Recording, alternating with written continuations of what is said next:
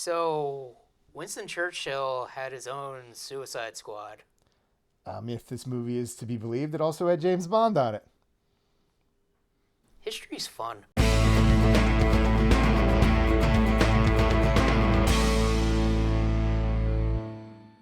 Welcome back to the Out of Touch podcast. I'm Chris, that's Bill, and today we're watching The Ministry of Ungentlemanly Warfare, directed by Guy Ritchie. So, Bill, what did you think of The Ministry of Ungentlemanly Warfare? I think that title's a mouthful. It is a mouthful. I wonder if that's based on something that Winston Churchill actually said, or they make it up like they probably did most of this movie.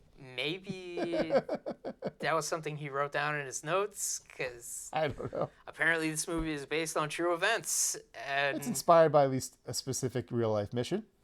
And I guess this was kind of uncovered fairly recently, because there's like some text at the beginning that says it's from like the notebook of Winston Churchill that was found in 2016 or something. Declassified in 2016. Declassified, yes. So it was top secret. Yes. So what did you think of this movie? It's pretty fun. Got a motley crew of degenerates killing Nazis, led by Henry Cavill, Yes. and his most charismatic and violent, Yes. with his most outrageous facial hair. It definitely is outrageous facial hair. Man, imagine trying to erase that to make him Superman. Man, that would have been amazing. Just he's got the full like handlebar mustache beard combo going on. But yeah, this movie's great, and honestly, it's like Guy Ritchie makes really good movies. I should watch more of his. Yeah, think I've only seen this and his Sherlock Holmes movies. yeah, and I'm like, it's a shame we're not getting another Sherlock Holmes movie, but this was pretty damn good Yeah. and really violent, but like violent in a cool way. Not overtly graphic. I'm not even sure. What the hell was this rated? Was this R? I think it was rated R. Soft R at the very least. It gets kind of bloody, but like, I don't know. Not like graphic. Yeah, I don't know. I can't imagine it being rated PG-13, but It kind of walked the line. we're kind of at that age where it's just like, doesn't matter. I'm allowed to see any movie I want. Nobody can stop me. I mean, look, you watch enough old movies, you see F-bombs and weird stuff in like PG movies. Yeah. So it's just like, what's the range anymore? I don't even know. Whatever, I don't care. Yeah, so I I guess just see movies that seem interesting. I don't give a shit what they're rated, unless they're rated G. That's terrible. you're like, General, no. I mean, when was the last time you saw a movie rated G from modern times? I mean, was Moana rated G? I don't know. That might be the only one I saw. And even then, it's probably PG. It probably is. Answer here. You're welcome. Anyway. Yeah. This movie is a mouthful. I'm like, am I going to say this movie's title again and again? You know what movie we're talking about. But premise of the movie is Winston Churchill and I guess like his, I don't know if they're kind of like his, I guess, commanders or whatever. They kind of plan a secret mission to try to hinder the German U-boats that are attacking the Atlantic Ocean from England not being able to get supplies from America. Supplies and reinforcements. Yes. But it is before the United States agreed to go into the war, because this movie takes place in the 40s. Everybody knows what happened in the 40s, World War II. So, yeah. So it is pretty cool. And, like, the way the movie starts, we got Alan Richardson, who is humongous. I forgot his character's name. I don't know. I honestly don't know anyone's names except Ian Fleming and Winston Churchill, because they're real people. I'm pretty sure Henry Cavill's character's name was Gus. Sure. And I think Alan Richardson's name was like something like Lyle or something. I don't know, man. All I know is he played Aquaman and then he played Hawk, but in this movie he was kind of Green Arrow. He was Green Arrow. Just shooting arrows through motherfuckers. It's pretty great. Yes. Through people. Yes, into other people. Yes. I don't think that's actually... Is that possible? I don't think it is. I mean, It would have to be a pretty strong arrow, I guess. Yeah, they didn't look that strong. I mean, they were made out of wood Yeah. and metal, but you can believe it because he's humongous. And you know what? It's a movie. It's a Yeah. movie. It's fine. Man, could you imagine if, like, Green Arrow actually did that? Just shot an arrow through somebody? I'm trying to think if that ever happened in an episode of Arrow. Probably not. No. I think, though, like, you know, the thing that he did, like, in the movie that I've seen other archers do it where, you know, close range arrow into a person, take it out, immediately shoot it into another person. Classic. I think that even happened in Lord of the Rings. But I guess the whole premise of the movie is this mission is kind of 100% off the books. And they were like, we need to get people that are like the worst of the worst. Because the boat that they're trying to get that has the supplies is technically in neutral territory. Yeah. It's in a Spanish-controlled port. Yes. It's like off the coast of I think it was like I don't know, one of the African countries on the west coast. I think it was like Nigeria. I thought they said Nigeria. Yeah, I think it was Nigeria. I'm not sure. And they have a couple undercovers. There's the lady whose name I forgot, and the Yep. guy whose name I also forgot because I just kept calling him by his Star Trek character's name. He was in Star Trek? He's in Star Trek Strange New Worlds. He's the doctor, Dr. Mbenga. Oh, okay. Yeah, I was like, oh, shit, that guy. Hey, Doc, what's up? Yeah, what's up, Doc? There's a lot of well-known actors in this movie, but like, Are there? well, there's a few. At least I know. I mean, I only know the other two. Yeah. Well, whatever. I mean, oh, Carl Ellis. yeah. Did I say his last name right? Gonna go ahead and say maybe. Princess Bride. Yeah. There's a few, but it's a lot of fun. It's super cool. You know, these characters, they all have their introductions. You know, Alan Richardson's characters, like, yeah, he was raised in, like, I don't know, like the wilderness and, like, fought bears and stuff, and that's why he's so strong. I mean, his character is, like, a psycho. He, like, rips a guy's heart out because, Good thing the guy was a Nazi. yeah. You know, we've got Henry Cavill's character, who is the inspiration for James Bond, apparently, which is crazy. One of the alleged inspirations. Because Ian Fleming, he's in this movie. Yes. He even introduces himself Bond style. I could totally see like the little Bond flourishes they put in with Henry Cavill's introduction. He calls the guy M. He's like having a drink constantly. Yeah. I mean, that intro scene is pretty good. Like, they're like, help yourself to a cup of tea. He's like, he looks at the cups of tea, and then he like sees like the alcohol. He just looks at the one guy. He's just like, hey, can I have this? Guy's like, yeah, okay. Then he sees the cigars. This one, he's just like, oh, these are nice. He just like starts taking them all. I mean, the best part is like at the end where he's just like, I've got to get one of those coats, and just persists throughout the movie. Like, He steals a coat from a SS officer. yes. Has it the rest of the movie, which makes it a convenient disguise. He even has the hat. It's the Gestapo coat, too, which are like the higher ranking secret police Nazis. So, it's a cool coat, I guess. Or at least he thinks it's cool. He's wearing it while he's murking Nazis left and right, so. Yeah. It is funny, too, because like both him and Alan Richardson, they're just like mountains of men. Like when beginning of the movie when they get, I guess, like pulled over on their little fishing boat. It's just like they're like pretending to be like Swedish. Drunk Swedes. Yeah. And it's just like, it's like, by the way, like just in case you forgot, which there's no way you could forget, but like this is how evil the Nazis are. They're like immediately like, yeah, you insulted us, so we're gonna just like burn your ship down, or you can swim to safety and then we'll shoot you. Like, If you make it, we'll kill you. yeah. It's like, god damn it. And it makes it all the better when they just straight up slit his throat. Yes, and it's very cool. But I don't know. Like, what are some of the great scenes that stand out in this movie? One of the big highlights is there's another man they need for their mission, but he got captured, so they got to rescue him on the way. And that just leads to this like breakout scene where freaking Alan Richardson's like arrowing dudes. They're just like opening a door, machine gunning people, just brutal violence. I do love like the whole attitude too, where like Henry Cavill is just like, Like, okay, there's like this many people at the base, so I guess each of us will take out 10.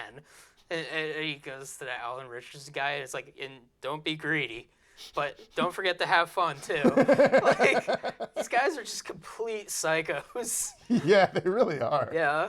It's like, they're horrible murderers, but it's okay because it's Nazis. Yeah, they gathered the worst of the worst and they turned them on the worst of the worst. Yeah, the even worse. It's like, oh, what do we do with this, like, psycho killer, this pyromaniac? We set him loose on the Nazis. Yeah. It's like, even the beginning of the movie when, like, they kill all the people and then they blow up the freaking, like, battleship. Like, just so good. It's like, oh, man. This movie's crazy and fun and awesome, but yeah, they just like nonchalantly kill so many people in this movie. Yeah, if you're expecting Henry Cavill's character to have some kind of character arc, nah. The closest he gets to a character arc is he comes across one German sailor who looks like he's like 12, and he's just like, all right, get out of here. Yeah, he's just like, But everyone else, dead, dead, dead, dead, dead. yeah. That's the only ounce of humanity he has. I mean, he's even having fun with it when he's like in that like black coat. He even says like to the two like German officers, like, "How are you doing, my butterflies?" in German, and just immediately murders them. Like, the body count in this movie is absolutely insane. Did any good guys die? No, which Even like the pirate guys that they got? I think one of them got shot, but I think he was okay. He only got shot in the shoulder. Huh. Yeah, this is just like, just want to see Nazis get just like massacred? Here you go. Yeah. It's kind of like Inglourious Bastards a little bit. Yeah, kind of in that same vein. Yeah. Not as graphic compared to like what they machine gun Hitler in that flick. Yeah, definitely not. The one guy that they're rescuing too from that base, I think his name was like something Apple, and he's supposed to be like the strategist. And he has like a funny moment where like he's like strapped to like a battery like with like nipple clamps. He's like, can you unhook me? This thing's still turned on, and he's like so nonchalant about it. Like the one guy walks in and he's just like, "Whoa, what's up with your nipples?" Like, There's like blood coming down. He's like barely phased by it. He was just like, yeah, I was just watching him cut out the heart of the one guy. What was weird about that is like, okay, they're torturing this guy. They left his shirt on. Yeah, that is kind of weird. It's like, But are they even on his nipples? They might just be on his shirt. It's like, no wonder it's not as effective. These dumb Nazis, they're so bad at torture. For these particular ones, at least. yeah, I guess. I don't know. But Yeah. yeah, they all just get murdered. They It's do. great. It is pretty great. The vibe is almost like, it's not, I wouldn't call it a war movie. It's like a heist movie almost, right?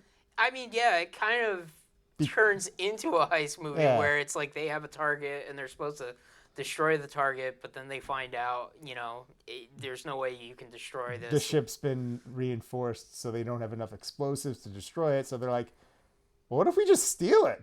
Yeah. We get that thing to international waters where the British fleet is. They're not going to say no to it. They're going to take it. Yeah. It's like, here's all the supplies for the U-boats. If you take it, you don't need to worry about the U-boats for a while. Also, you got some supplies. Yeah. There you go. Like, I don't know if, like, England at this time even had, like, submarines.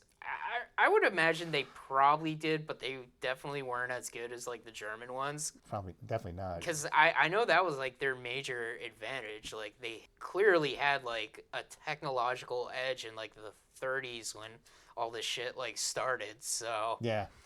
like... Well, they spent time preparing, whereas everyone else is just sort of like, tea time. Well, I think it was more along the lines of, like, listen, that last war sucked. Like, I mean, yeah. we don't want that to happen again, but then the events of what they did after, World War I pretty much led to World War II, so... And the whole trying to appease Hitler instead of trying to stop Hitler, which was the dumbest strategy of the 20th century, probably. Yeah. At least one of the dumbest. I know one of the monarchs of England, and maybe it was, like, the one king that advocated. He was, like, all, like, being like, hey, maybe Hitler's a good guy and or something. Oh, But no. yeah, it was kind of early days. But I know one of the royals kind of was just like, I think he's cool. It's like, I like what he says. Yeah.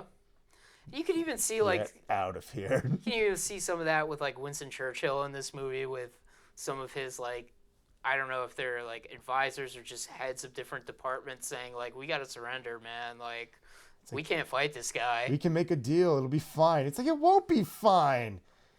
He doesn't want to stop. He wants to keep going. Yeah. Because Churchill recognized Hitler for the mad psycho he was, who was hell-bent on world domination. I mean, he definitely was. You know, there's also like that good conversation between the girl and the one guy on the train when they're talking about like, oh, if Germany like takes over the world, we're gonna be forced eating like disgusting pink sausages and cabbage and black bread. Like, and I'm like, you know, now that they mention it, it's just like, yeah, German food kind of does suck. Like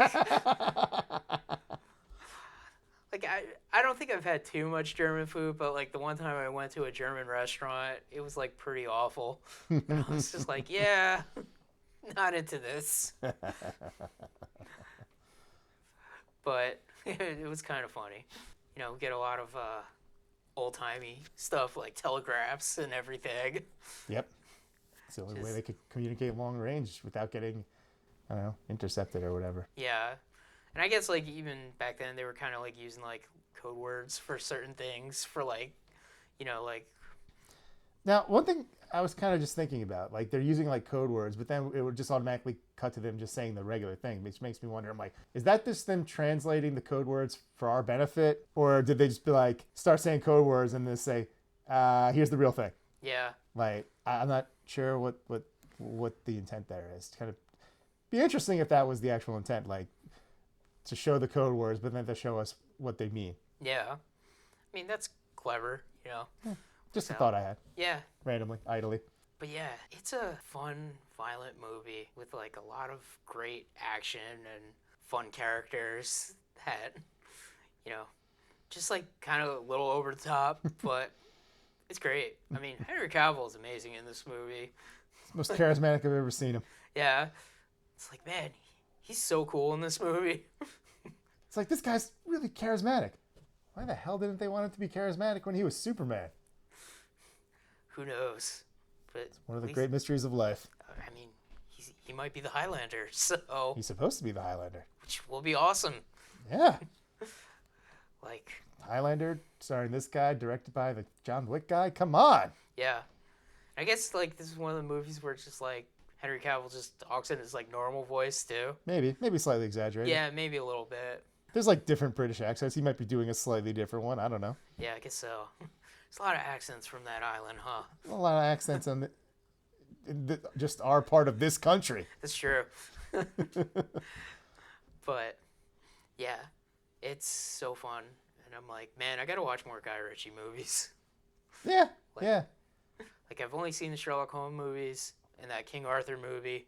Haven't seen that. Yeah, parts of Aladdin, but don't need to see that. But I'm like, yeah, like because he makes really good movies, and this movie was awesome.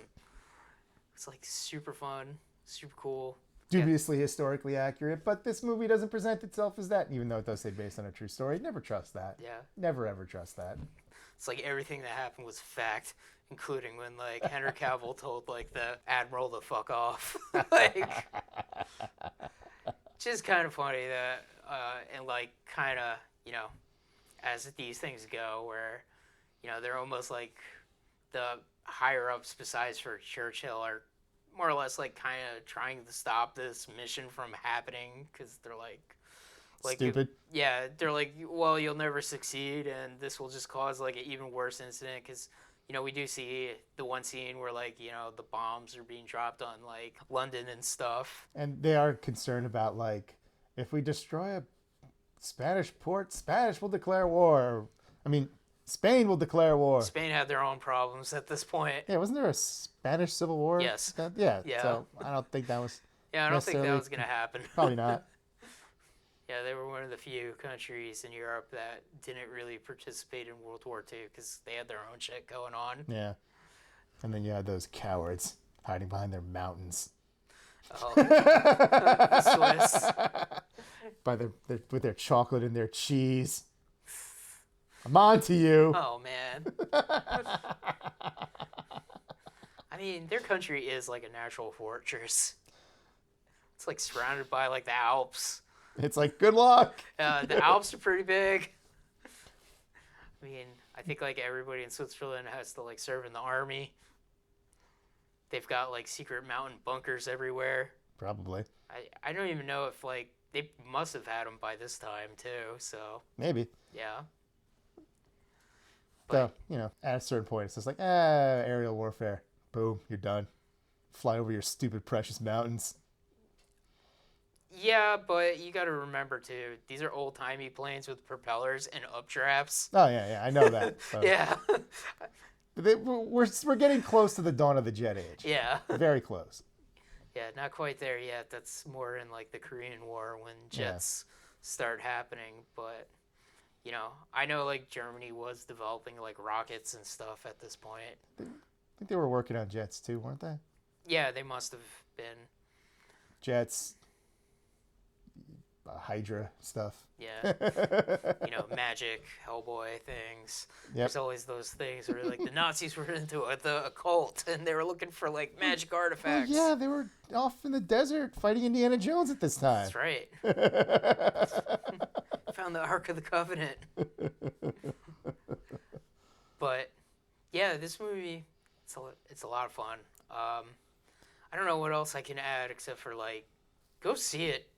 It's pretty cool. It's something different. Support these type of movies so we get more. Support different types of movies. Yeah, because it's fun and cool and violent. Also, the ending is like hilarious because Winston Churchill is pretty much like, you're my Task Force X now. I don't know if there's any actual truth to that. But it was like totally like, you see, Winston Churchill was like Amanda Waller before Amanda Waller. So, shady? I mean, yeah. Of course he was shady.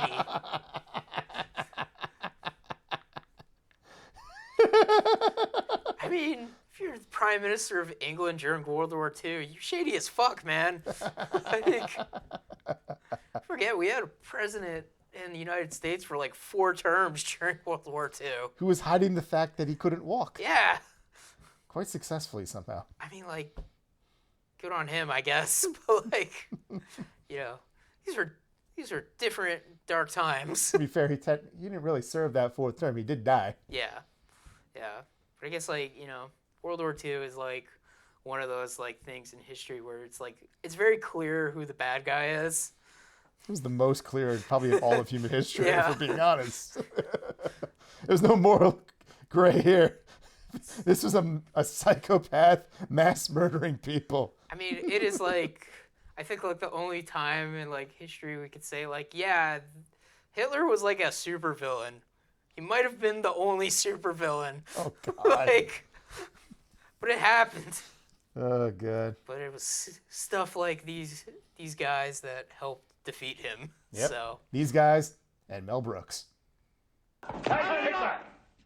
Heil myself!